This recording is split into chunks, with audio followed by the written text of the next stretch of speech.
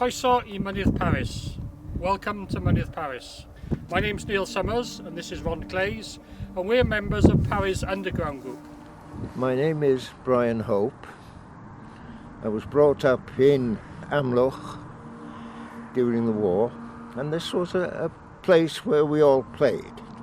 Dangerous though it may have been, with open shafts and steep cliffs, but nevertheless we felt it was ours to play here, but we'd all been warned not to, but never mind. Parys Mountain is a Bronze Age copper mine on the Isle of Anglesey in North Wales. But in a few minutes we'll be going underground to see where some of the Bronze Age miners actually worked.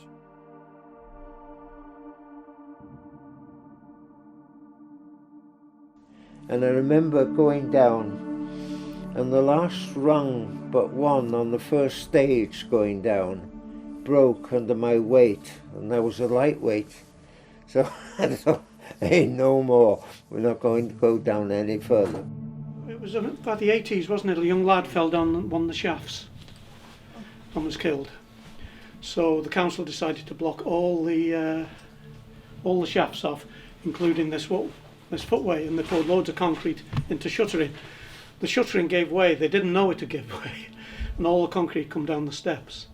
So we've got a ledge, and then we've got about a 20-foot drop, so be careful on that. So I'll get to the bottom of this ladder, and then I shout, clear! And we're at 10 fathoms.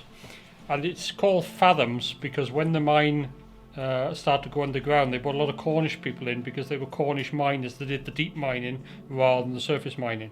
And the Cornish miners in Cornwall also used fathoms because they used to be mine captains, and therefore they were used to measuring fathoms, which is 6 foot. So we're on the 10 fathom level at the moment, and we'll be going down to the 15, maybe the 35 fathom, depending on how far we go down.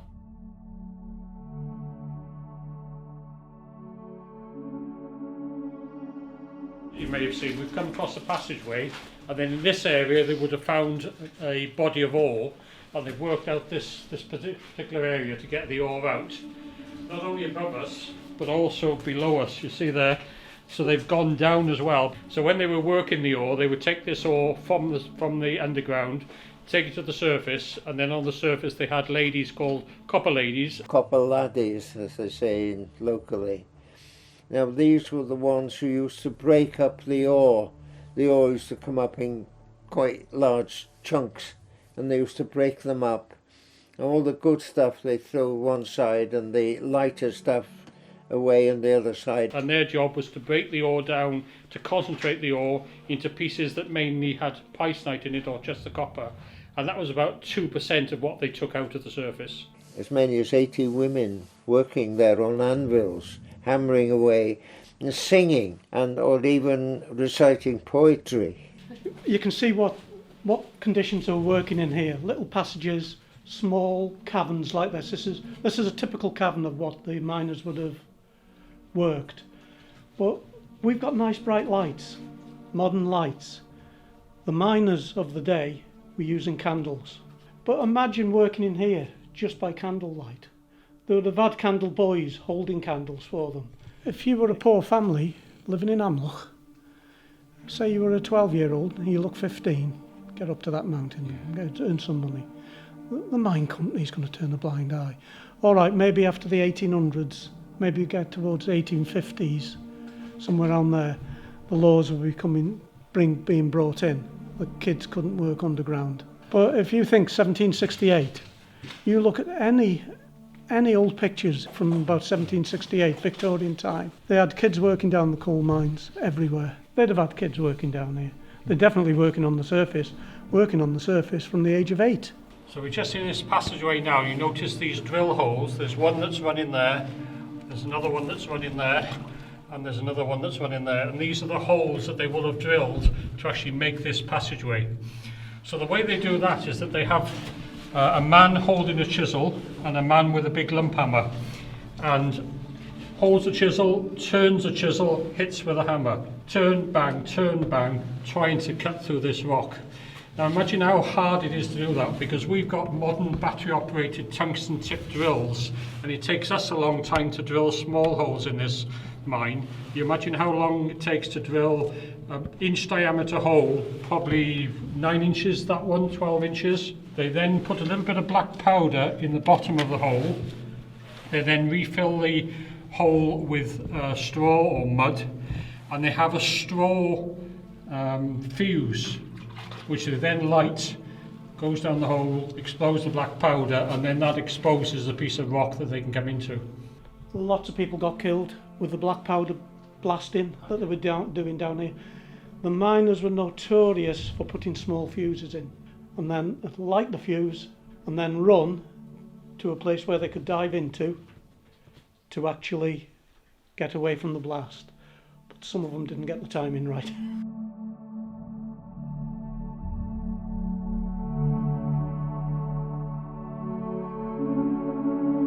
You will notice here we have some unusual rocks, completely alien to the mountain. These are smooth pebbles which we believe have come from either the beach or in a stream. Believe it or not, these are stone hammers from the Bronze Age. So we've got evidence of Bronze Age mining in the mine dating back to 4,000 years ago. So that's 4,000 BP, before present.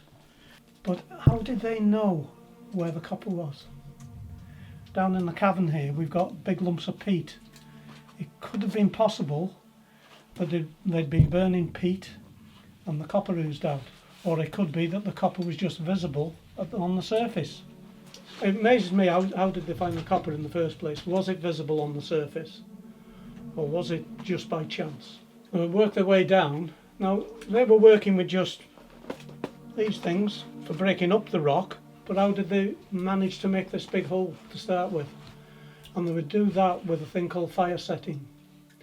So they would build a massive fire up against the rock and just leave it burning away for days on end. They would help it along by quenching it. So they would quench it with water, and that would crack the rock open, or the rock would just shatter up, and then they would break it up into small pieces, take it to the surface, then use the hammerstones to break it up into small pieces to smelt it. It's fabulous that we've got the evidence down here. And Dr. David Jenkins came down here in the 60s with his kids, came across this, took the hammerstone home, used it as a doorstop, and then was attending a seminar on ancient mining techniques, and saw on the table lots of these spread about, and he said, what are these? And the professor that was there said, well, they're hammerstones from the Bronze Age. He said, I know where there's hundreds of them. Now, the Romans were in Amlwch, but we don't have much evidence on the mountain itself of working that was carried out by the Romans themselves. What these were, I think the work that was done by the Romans probably been damaged or even completely removed by subsequent works. But if there were the miners that were there, the Roman miners, they would have been trained in Spain, and they would have been slaves. Now, the mine is in the ownership of two families. One, the family of the present Marquis of Anglesey, and the other one of the Hugheses of Llystillas, which is a country pile 3 or 4 miles to the south of us. And they were often at war with each other, and a solicitor or a barrister or whatever he was came in and tried to smooth things out between them. But he eventually took control of the mountain, and he became quite a famous entrepreneur who was known as the Copper King. He discovered a way of making money from every aspect of the copper, from mining it to smelting it to manufacturing items, including manacles for slaves. He went on to establish a bank, Williams and Glyn Bank, and he was quite a famous man, quite ruthless, but he nevertheless quite famous. That's a penny. Parys Mountain logo on one side. It was a coinage of this area. In any case, coinage was very scarce at the time. The thing is, on Parys Mountain, they had the material, so they could make their own coins. So a chap by the name of Thomas Williams, Twm Chwaraeteg, actually he was the manager of both mines, decided to have copper tokens made. Now they were made in certain years. Well, he became the richest man in Wales, actually. He had a soft spot for the Druids, because he lived in Llanhidian, right on the Menai Straits. The Romans actually slaughtered the Druids, so he decided to have a Druid's head put on his coins. But these virtually became, I suppose you could say, proper coinage. It says on the side, payable in Anglesey, London and Liverpool. The only place that they could spend them was within the company. So they'd be using these to buy all their materials, or even the shops that the mine company owned. The discovery here was 1768. So we think they were underground around about the 1780s, maybe a bit sooner. So 1780s right through to the 1900s. Most of them working in the open cast, and then there were some were working underground. But in the latter part of the mining of the open cast, because the open cast would have only been going for about 10-15 years, something like that, before it was exhausted, and then they would start to go underground. So all those people had to work somewhere, so they would either work on the surface or underground. So up to 1,500 people. So it was a big mine. Dominated the world market in its heyday. Cornish mines really suffered because of Parys Mine. So Poldark wouldn't have been very happy. Anglesey being an island, without the British connecting it to the mainland, then the only way they could get the ore out to the smelters, either on Merseyside or in South Wales, the only way they could do it was by sea. And this was the nearest port, if you can call it a port. It's just really an opening between two rocks, really. That's about all it can describe it as. But an Act of 1793 widened the port, and it allowed as many as 23 sailing vessels in at any one time. And they were so congested here at one time, you could walk from one side of the port over the decks of the ships over to the other side. The Copper King, one of the products that he made was copper sheathing, and wooden ships, especially in warm waters, were subject to what is called a teredo worm, which burrowed its way in through the timbers, and it could wreck a ship in no time at all. So what the Copper King decided that he would make copper sheathing plates, and all of the naval ships at the time, including HMS Victory, and when they were refurbishing the Victory some years ago, they were selling off the sheet made of Amlwch copper, which came off.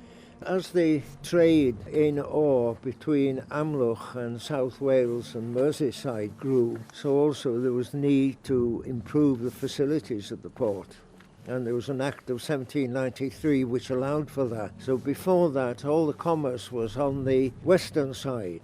But now the development, the improvement to the port was carried out on this side. Now the ore was brought in by horse and cart from the mountain down the Copper Road. Now if you'd come down this mine just over 15 years ago or so, this is about as level as you could have got to, because this is where the level of the water was in the mine. Then we discovered that the water in the mine over the last 100 years had slowly built up to this level, and it was causing an issue because there was an adit, which is a drainage passageway out of the mine, and the adit had blocked.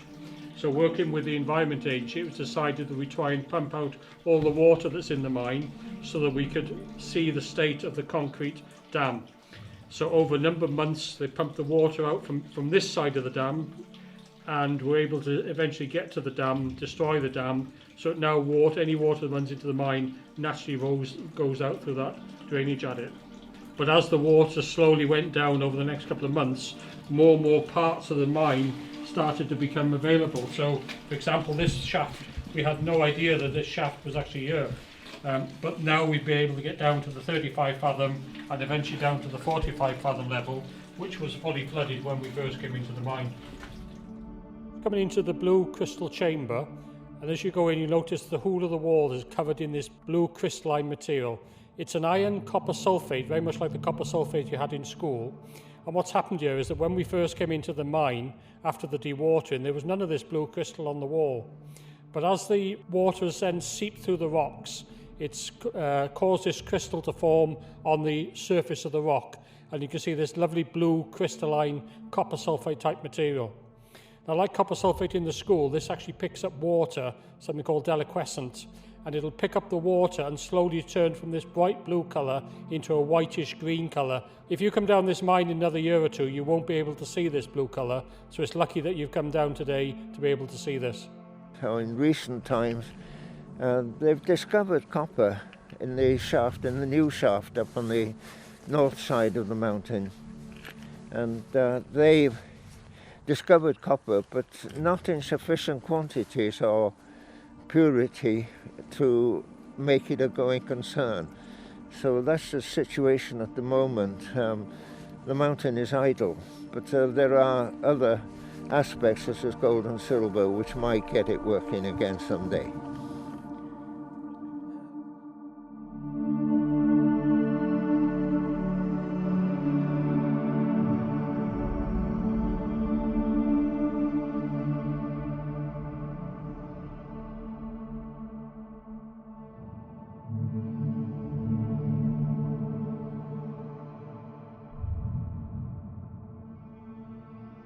What you're doing as well when you're there, because we did have a cameraman fall into the red pools. Yeah. I've been instrumental in establishing the Amlwch Industrial Heritage Trust, which amongst other things has seen the rebuilding of the chimney behind me, which was completely demolished,